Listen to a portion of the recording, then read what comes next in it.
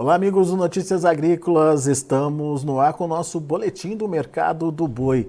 É um mercado que segue pressionado aqui em São Paulo, pelo menos. A gente tem visto aí uma pressão intensa dos frigoríficos, tentando inclusive impor patamares menores de preços, menores do que os que já estão sendo pagos atualmente, que em torno aí dos R$ 240 por arroba. A gente vai entender o que está acontecendo com o mercado, por que esse mercado virou, né, em pleno momento de falta de animais, ou pelo menos de entre-safra aí, se consolidando. O que está acontecendo? Por que esse mercado está trabalhando dessa forma? E quem nos ajuda nesse entendimento é o meu amigo Gustavo Figueiredo, lá da Radar Investimentos. Está aqui com a gente no vídeo já. Seja bem-vindo, viu, Gustavo? Obrigado por estar aqui com a gente e ajudar a gente a entender essa dinâmica de pressão que não para, hein, Gustavo? Bom dia, boa tarde, né, Alexandre? Eu agradeço sempre estar aqui com vocês. Infelizmente, o mercado da última nossa entrevista para hoje, ele virou. Era um mercado que, na verdade, a última entrevista ainda ele estava pressionado, mas o mercado virou. Sobre mercado externo, a gente continua com a mesma leitura, onde é um mercado estabilizado, não tem uma pressão altista em relação à China mais, a demanda lá, bem, ela reduziu e os preços reduziram e continua o mesmo cenário, né? A gente exportando aí 7,5 a 8,5 mil toneladas dia, o que chegou a gente atingiu aí nos maiores patamares 10 mil toneladas dia, né? Isso aí reduziu. Então, a pressão altista, a última alta que nós tivemos não foi o mercado interno que impulsionou isso, foi mais o mercado interno que impulsionou. Tanto, Alexander, que no período de junho, os frigoríficos que faziam aí uma exportação, aí que tem aí uma carteira de 80, chegou até 85% de mercado externo, ainda mais voltado para a China, que são os frigoríficos exportadores liberados para a China, eles passaram, num período de junho, a exportar na casa entre 50% e 60% só, e o restante virou para mercado interno. Por quê? Porque a margem do mercado interno estava melhor durante o período de junho. Então, não foi só um frigorífico exportador que fez isso, mas foram vários. E aí o mercado saiu dos 240 de mínima, que a gente atingiu ali até final de abril, maio, em maio, para a virada de junho. Junho nós tivemos um respiro muito forte, impulsionado pelo mercado interno, e que nós já chegamos aí numa arroba de 260 no mercado físico. E mercado futuro, nessa hora, ele criou um ágio, as telas aí para de agosto até outubro superaram os 260, até julho superou 260, atingindo 265, 268 até por sinal, outubro, né, Alexandre? Então, nesse período aí que o mercado interno impulsionou, durante junho, a maior concentração de frigorífico destinando o seu produto para o mercado interno, houve, entre aspas, aí, uma avalanche de carne para o mercado interno, e a saída do mercado interno em relação à demanda, ela não foi aquilo que se esperava, e hoje existe um estoque grande aí nos frigoríficos de mercado interno, frigorífico de mercado externo, devido também à redução da exportação. Então, nesse momento, Alexandre, o que vem acontecendo? Mesmo com uma oferta menor do que nós vimos até maio, os frigoríficos fecharam a porteira. O que isso quer dizer, fechar a porteira, Alexandre? A necessidade de compra reduziu, as escalas eles precisam abater menos, ou seja, então aquele frigorífico que abatia 5 vezes na semana está abatendo 3 vezes na semana. O que acontece? Eles precisam de menos boi para completar o mês, e as escalas eles vão falar que tem furo, e tem furo mesmo, só que não há necessidade de comprar esse animal, porque não há necessidade de fazer estoque de carne nesse atual momento. O mercado interno, que tinha uma margem considerável durante junho, perdeu essa margem, e os preços foram perdendo o ágio existente. Então, 260 foi a máxima atingida, nem todos os frigoríficos pagaram 260 no estado de São Paulo. 255 entrou bastante, 250 entrou bastante novamente. As escalas vieram sendo reduzidas, a demanda e necessidade por boi gordo foi reduzindo, e hoje a gente se encontra aí no patamar de 240 em São Paulo como preço teto em São Paulo, 240 à vista, e muito negócio foi negociado a 240 no prazo.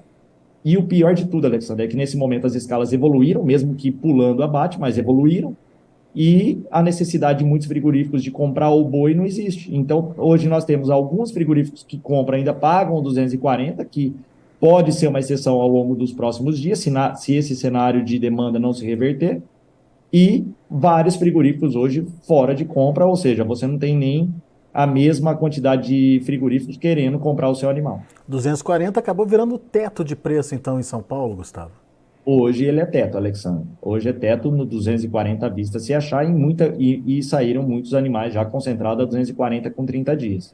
E E tem, alguns frigoríficos de balcão 235. E vários frigoríficos hoje fora de compra, nem 235, nem 240, ele não quer nesse momento em preço algum. mas tem negócio sendo efetivado abaixo dos 240 ou por enquanto é só tentativa dos frigoríficos? Alexander, o que a gente fala que é abaixo de 240 para a gente trazer na mesma proporção de preço, à vista por à vista, é o 240 com 30 dias. É, né? Né? Uma escala mais longa, a gente pode jogar isso considerando que o indicador à vista, o indicador Exalc, ele tem uma equação para ser analisada, um 240 com 30 dias, ele é de R$ 2 a R$ 3 abaixo até do 240, né, para indicador.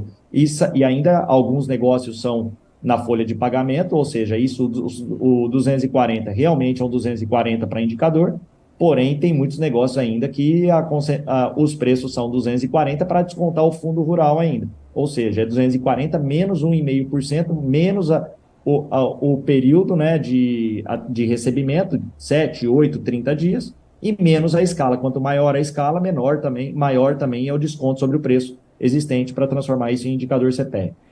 Muito bem, só lembrando, pessoal que está conectado aqui com a gente no Notícias Agrícolas, que está aberto o chat para participação. Quem quiser perguntar aí para o Gustavo, quem tiver alguma dúvida sobre o mercado, a hora é essa. Você que está no YouTube, não se esqueça de fazer a inscrição aí no canal, não se esqueça de deixar o seu like, o seu joinha e não se esqueça de acionar o sininho, que toda vez que a gente tiver com um especialista aqui tratando de um determinado assunto, você vai ser lembrado. E, Gustavo, para agravar esse quadro de oferta, né, que acabou ficando estocada em forma de carne, que acabou sendo estocada em forma de aumento, mesmo que com buracos, como você disse aí, nas escalas, né? Você tinha me falado que tem escala hoje para até meados de agosto, é isso mesmo, Gustavo? Hoje se a gente pegar, tem frigorífico já que praticamente nem participa muito da amostra de preço diária, por quê? Porque é muita parceria. Então, esse frigorífico em específico, que tem muita parceria, ele está fechado até o mês de agosto, ou seja, os bois estão colocados na escala com preços definidos ou contratuais, CPEA mais algum prêmio, para esses tipos de parcerias grandes, né, com volumes grandes, ou utilizando o mercado futuro, que é o boi a termo. Como o mercado futuro nos últimos dias deu preço, ou seja, quando o mercado físico bateu 260 aí no mês de junho, o mercado futuro gerou um ágio 265, 266, 268, houve muita trava de preços de negócios nesse preço para os meses futuros, né, tanto agosto, setembro, outubro.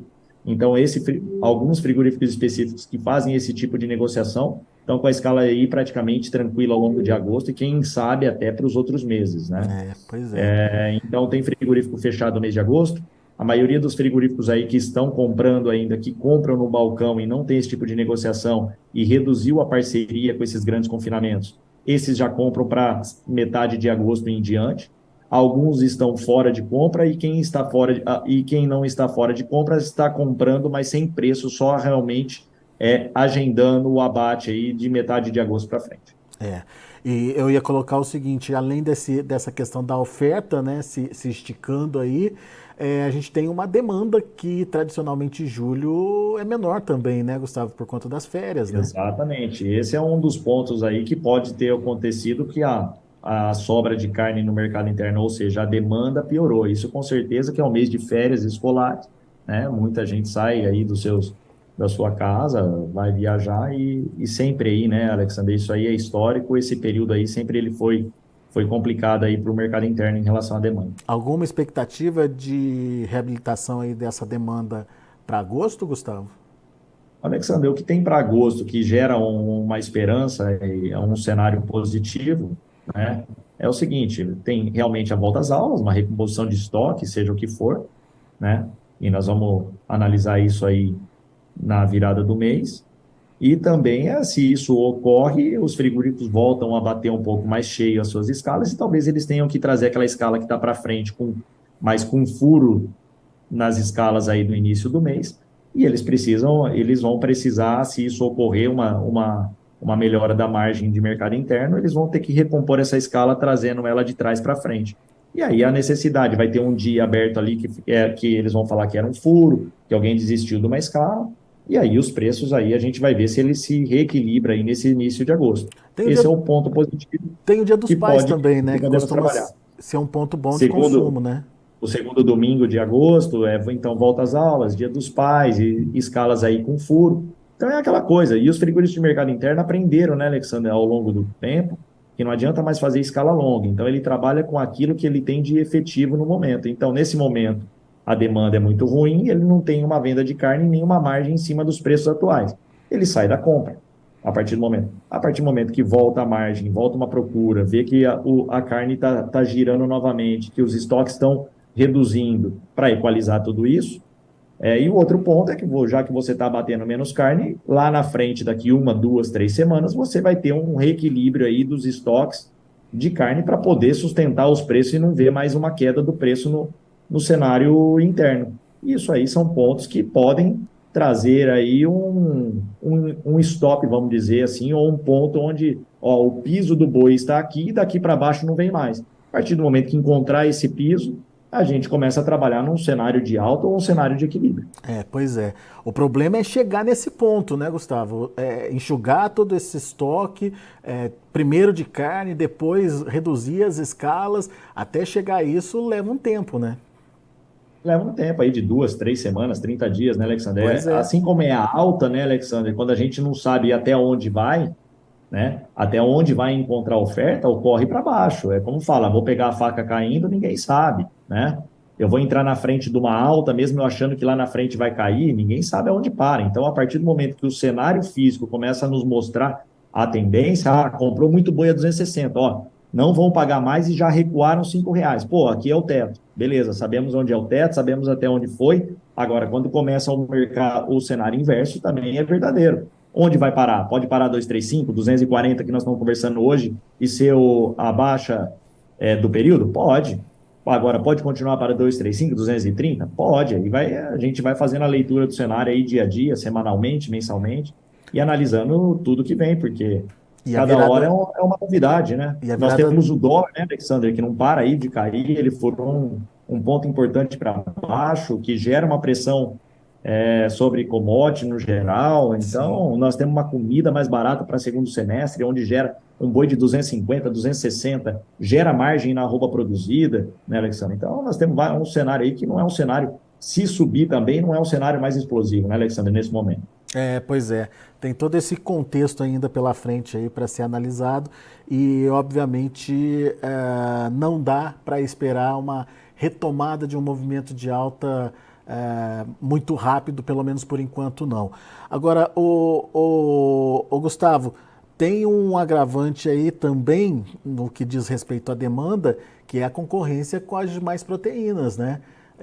Apesar de ter um estoque, apesar de ter um possível barateamento da carne do boi, frango e suíno também estão muito baratos, né? É até legal você tocar nesse assunto. Eu não sou muito de ficar analisando, não, mas lógico, a gente analisa o gráfico em preço, em relação a preço, né? Quilo, né? Mas eu tô com uma visita em casa e das visitas amigos nossos, eles trabalham num frigorífico grande de aves no Paraná. E ela acabou de me constatar que as demissões vêm ocorrendo semanalmente, muita demissão, para reduzir a produção, para que eles tentem equalizar também um preço mínimo para o frango, ou seja, é substituição automática em relação à carne bovina, é custo mais barato, né, Alexander? Poder aquisitivo da população muito menor em relação ao que foi 2 anos atrás, antes dessa inflação. Ou seja, então é substituição automática de carne bovina para outros, né, para outros tipos de proteína.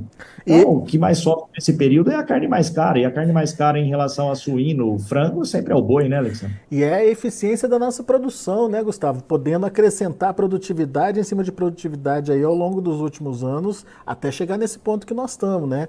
Vale para suíno, vale para avicultura, vale para bovino, enfim.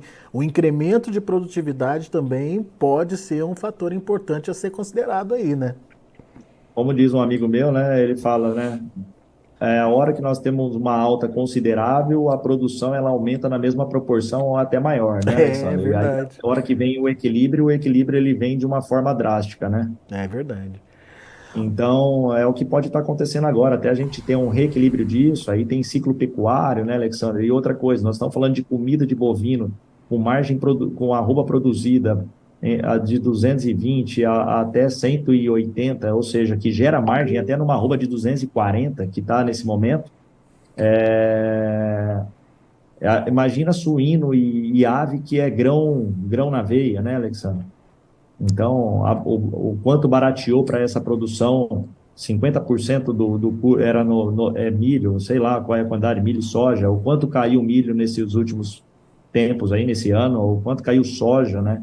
Então, também barateou para uma produção ainda maior aí disso. Aí nós temos o mercado chinês recompondo estoque de suíno, né, Alexandre? O maior produtor de suíno do mundo, matou 50% da matriz, as matrizes já foram recompostas, com genética ainda melhor, produzindo mais suíno, ou seja, estoque de carne internamente lá, o preço da carne suína interna na China já está abaixo ou igual aos padrões pré-pandemia de 2019.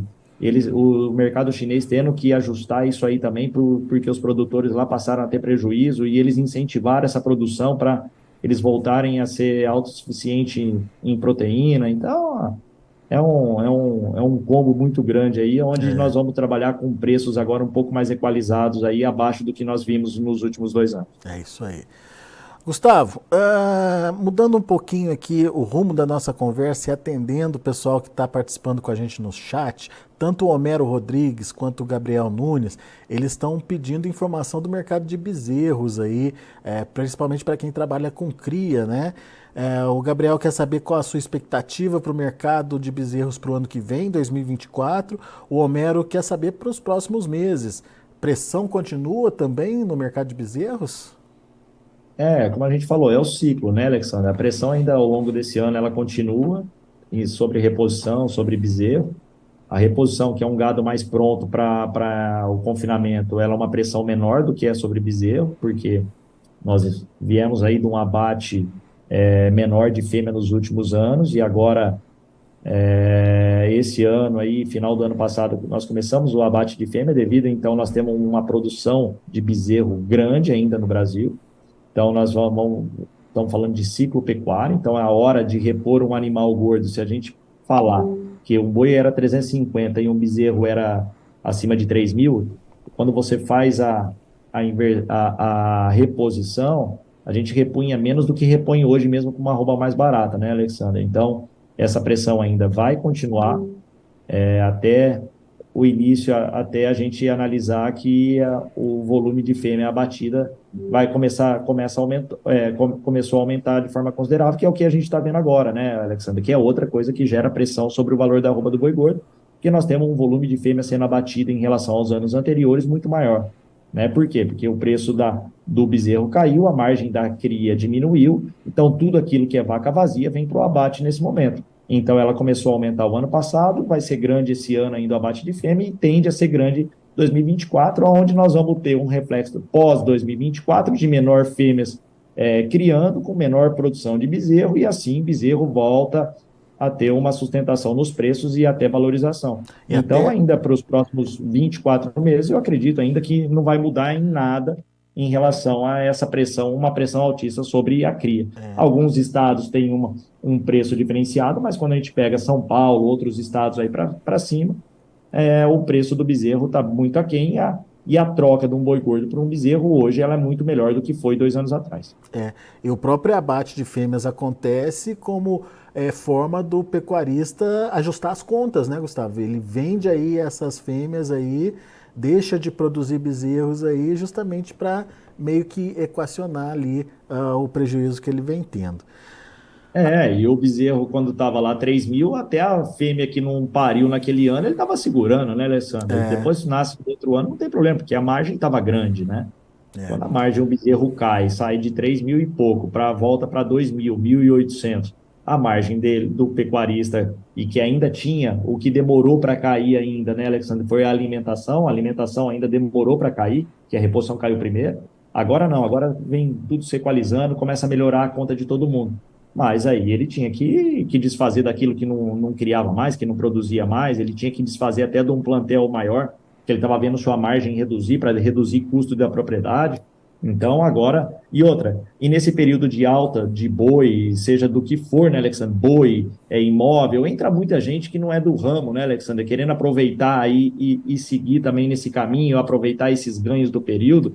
Então, entra gente que não tinha, então a produção aumenta de toda forma, né, aumenta em número de vaca para cria, bezerros desmamados pós um ano, e ela começa a aumentar, e aí gera um descontrole ali, uma oferta muito excessiva, que depois que, como nós colocamos, a hora que vem o equilíbrio ele vem um pouco mais forte. Isso aí. Gustavo, pessoal lá do Confinamento Santa Cecília, o Gustavo Polizelli está mandando boa tarde aí para você. O Gabriel faz a seguinte pergunta. Vejo falando sobre a demora para conseguir escala e sobra de carne. Mas ao mesmo tempo vejo falar que os confinamentos estão com baixa lotação. Será que a alta será apenas em 2025 ou já em 2024? Alexandre, o que aconteceu sobre confinamentos com baixa lotação? Assim, hoje a concentração de boitel é muito grande, né, Alexandre? E o boitel, ele ficou, o pecuarista até que médio, ele prefere o boitel, porque ele saiu do custo fixo dele da propriedade, ficou mais fácil para ele trabalhar. Só que nesse momento que a comida caiu, o boitel estava com uma comida comprada muito cara do passado, porque ele vem com estoque de um ano e meio, né? Então, o que aconteceu? O boitel não conseguiu equalizar esse preço da arroba produzida com essa queda da arroba nesse momento. Então, o que aconteceu? Ficou inviável você mandar animais para o boitel, porque a arroba produzida era acima do valor de mercado, não gerava margem na produção do cara. O que aconteceu? Muitos médios produtores passaram a comprar comida própria. Por quê? Porque a partir do momento que ele não tem estoque de comida e ele estava comprando a comida dele com novos preços, com essa nova remarcação de preço, a arroba produzida dele dentro da casa era muito maior, né? Então, teve sim um período que os boitéus ficaram com dificuldade de originar esse animal para encher o seu confinamento, né? Só que isso aí ele muda de mão. Não é uma coisa que some, esse boi sumiu do mercado, não, ele mudou de mão. O próprio pecuarista que não mais confinava ou que não fazia um semi-confinamento em casa passou a confinar.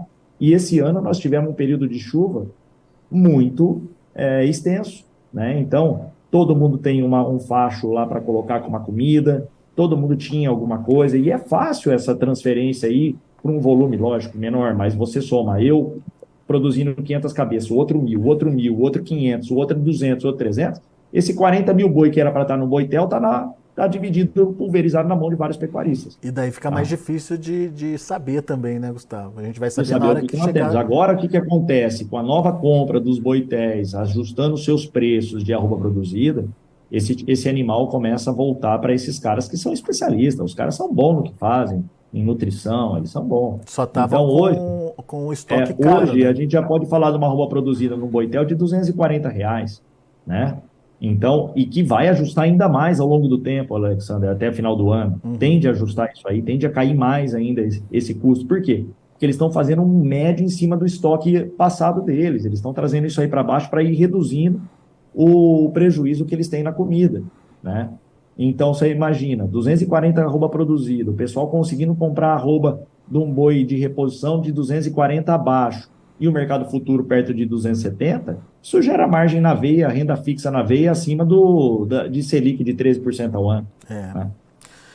Então, com certeza, ali na frente, nós vamos ter uma produção maior aí de setembro a dezembro do que a gente tem hoje. O Antônio Silva disse que a gente não pode desanimar, tá certo, Antônio. E o Ronaldo quer saber a sua previsão para confinamento agora em 2023. Será que a gente vai ter o mesmo volume que 2022? O que você tem ouvido falar? Se a gente tiver o mesmo volume de 2022 com uma demanda menor, nós estamos fritos, né?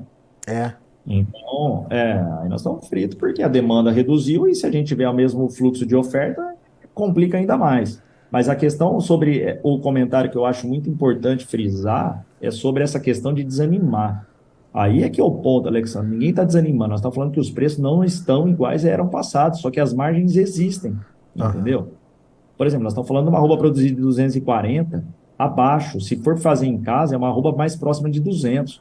Com futura 260, nós estamos com margem na lua ainda, Alexandre. É, Né? é. E se a gente comprar uma reposição hoje, um bezerro hoje, abaixo de R$ 2.000 aí, nós estamos falando que nós vamos levar estoque para 2024, 2025, onde o ciclo pode estar invertendo, com uma arroba muito mais barata do que a gente comprava o ano passado. Então, não é a hora de desanimar, é a hora, talvez, agora sim, de fazer um estoque que nós estamos vendo a arroba comercializada muito barata. E não fazer estoque quando a arroba era 350 com um bezerro de 3.500. Né? Então, o que nós temos que ver a partir desse momento são oportunidades que existem ainda, Alexandre. Quem estava travando o boi de 265, 268, com compra no período aí de maio a junho, da reposição e de comida de maio a junho, quem estava com estoque zero e viu o mercado futuro trabalhando entre 265 e 270, Alexandre, esse cara estava com uma margem parecida com a do ano passado. O problema é quem está trazendo estoque ainda. Tá?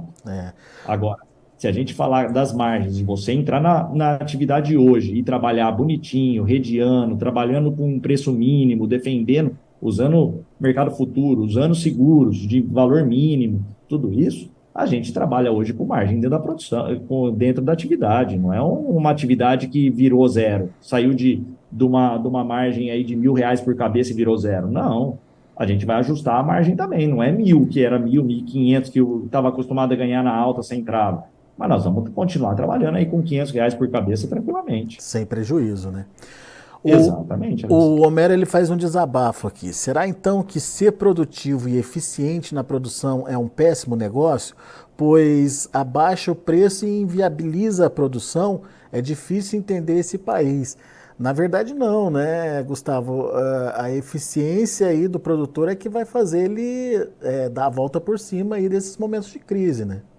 Nós acabamos de colocar sobre eficiência, né, Alexandre? Desde que você também esteja alinhado ao mercado onde você trabalha com defesa, né, Alexandre? Que você está disponível, hoje está aberto para todo mundo, tanto defesa do valor da comida, defesa no valor da arroba. O que você não pode e o que o mercado não aceita mais, Alexandre, por que eu falo que ele não aceita mais? Porque antigamente a nossa volatilidade do mercado de boi ela era de 1%, só que 1% sobre R$ 100 era uma coisa. Hoje, se a gente trabalhar aí hoje mesmo, ó, o mercado futuro está caindo aí perto de 1% todos esses dias, né? 1% sobre 250, 350 que chegamos, é outra volatilidade. Então, um boi subir 10, 20 em um mês, hoje ele é normal. Então, a gente não pode mais deixar de trabalhar com um mercado futuro devido a essa volatilidade existente. Nós saímos de uma margem negativa para uma margem positiva em 30 dias, né? Agora, quem está fora do mercado futuro, produzindo mais de 1.000 cabeças mês, ou até menos, dependendo, cada um com o seu tamanho, você pode travar aí 20 bois de uma vez só. Você não precisa ter 1.000 bois para usar mercado futuro para travar, ou para defender um valor mínimo, ou defender um custo de produção, né? O que não dá para permitir mais é no século XXI, uma volatilidade de 3% a 5% num dia do boi gordo, e você não ter nenhuma defesa e não olhar mercado futuro. Né? Você não pode olhar o mercado futuro e trabalhar na fazenda só para olhar o mercado futuro e não fazer nada. Hoje o mercado, infelizmente, não permite mais isso, ainda mais no mercado onde nós estamos usando grandes tecnologias, seja no confinamento, seja na agricultura, seja onde for. Só para a gente finalizar, Gustavo, tem várias outras perguntas aqui, mas o Gabriel quer saber das exportações, como é que andam as exportações e o que esperar agora para o segundo semestre, principalmente, né? Então, Alexandre, sobre a exportação, é aquilo que nós falamos. A gente chegou a atingir aí 10 toneladas por dia durante 2022, onde a gente chegou aí numa exportação de praticamente aí, ó, entre setembro e outubro do ano passado, 200 mil toneladas, 203 mil toneladas mês, né? Hoje nós estamos exportando aí, esse mês, nós estamos com uma previsão de 165 mil toneladas, né? Ou seja, a gente está saindo de 10 toneladas dia exportada para 7,5 a 8,5, que é o que a gente colocou aqui, devido à questão da China, já está equalizado a sua questão de proteína, né? Produção de suíno, como a gente bem colocou e a gente está repetindo agora.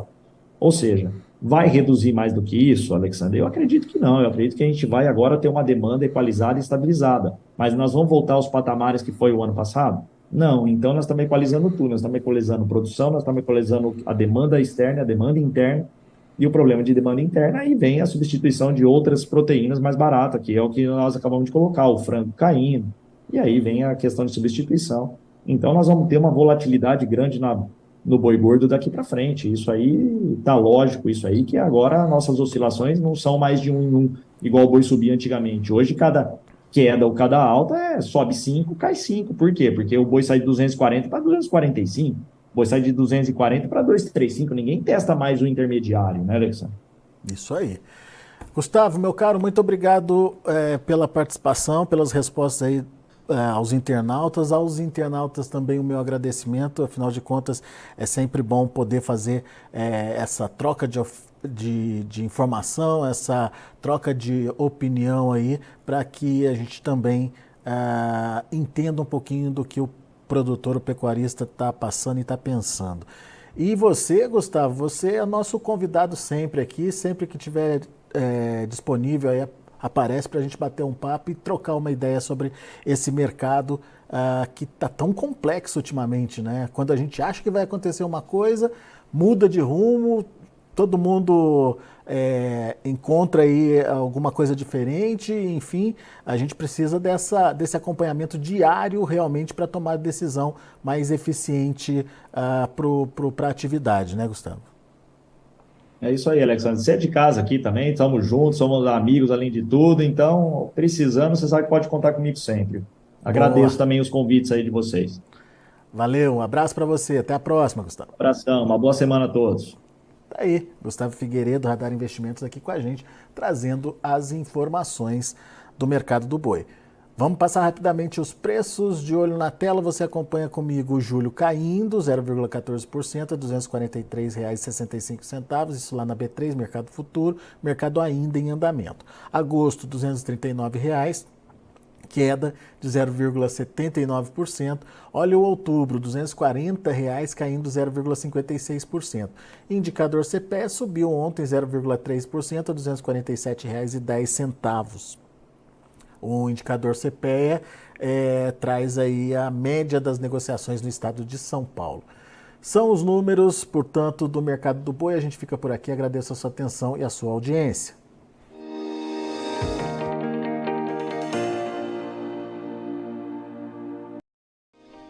Se inscreva em nossas mídias sociais. No Facebook, Notícias Agrícolas. No Instagram, @Notícias Agrícolas. E em nosso Twitter, @Norteagri. E para não perder nenhum vídeo, não se esqueça de nos acompanhar no YouTube e na Twitch, Notícias Agrícolas Oficial.